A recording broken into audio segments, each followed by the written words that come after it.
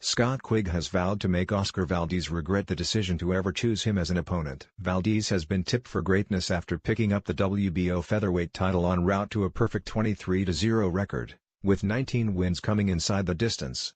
As such, he will headline live on ESPN at the StubHub Center in Carson, California on Saturday night, but needed a dance partner for the clash. And the 27-year-old decided that Barryman Quigg, who has relocated to Los Angeles to work under Freddie Roach, would be the perfect opponent.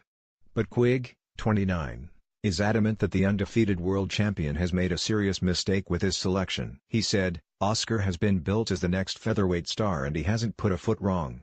But when my promoter Eddie Hearn phoned me when the fight was offered, I told him to rip their hands off. I take my hat off to them. This is a voluntary defense, they didn't have to pick me. Credit to them for that, but I'll make them regret the decision to pick me. He's exciting to watch, but there are big flaws. They were exploited in his last fight. I don't see this fight going 12 rounds." Quigg knows all about Valdez after the pair sparred in South California in April last year, but says neither will be able to take too much confidence from those gym wars. "We were both preparing for our own fights back then," he said. "We never knew if we'd cross paths, but we knew there was always potential for that. We gave each other good work, and going by the spars, the fans on Saturday are in for a real treat."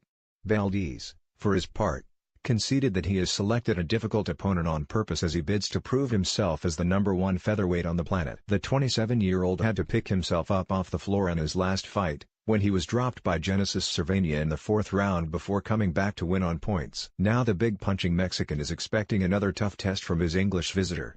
"Scott Quigg is a good fighter," Valdez said. "We were looking for a big name and we've got one in front of us.